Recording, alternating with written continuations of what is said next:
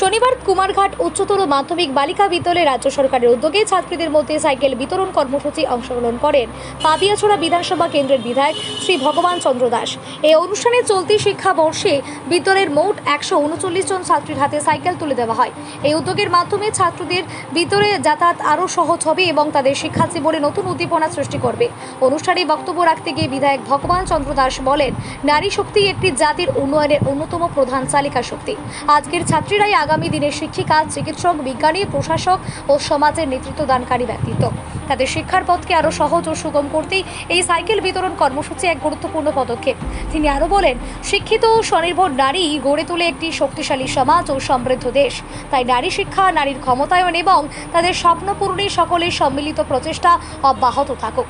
বিধায়ক সকল ছাত্রীর উজ্জ্বল ভবিষ্যৎ, সাফল্য ও সুস্বাস্থ্য কামনা করে বলেন, নারী শক্তির জাগরণে গড়ে উঠবে আত্মনির্ভর, উন্নত ও সমৃদ্ধ ভারত।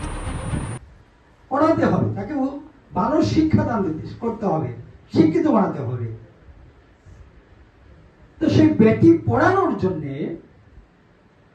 অনেকগুলা সুযোগ বা অনেকগুলা স্কিম সেখানে রাখা হয়েছে। এরপরে অনেক বিষয়, আরো অনেক অনেক স্কিম রয়েছে। গতকাল আমি দেখলাম যারা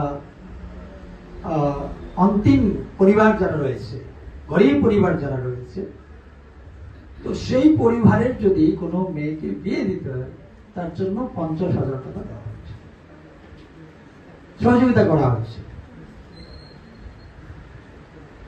এছাড়াও একটা ভালো স্কিম রয়েছে, বিভিন্ন দপ্তরের মধ্যে স্কিম রয়েছে।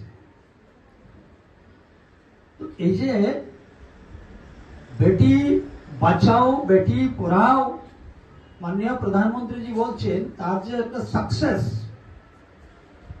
আজকে কিন্তু আমরা এটা আমাদের চোখের সামনে সেটা দেখতে পাচ্ছি গোটা ভারতবর্ষের মধ্যে। আজকে আমাদের দেশের মেয়েরা প্রত্যেকটা সেক্টরে দক্ষতার সঙ্গে এটা কিন্তু একটা বড় ভূমিকা পালন করছে।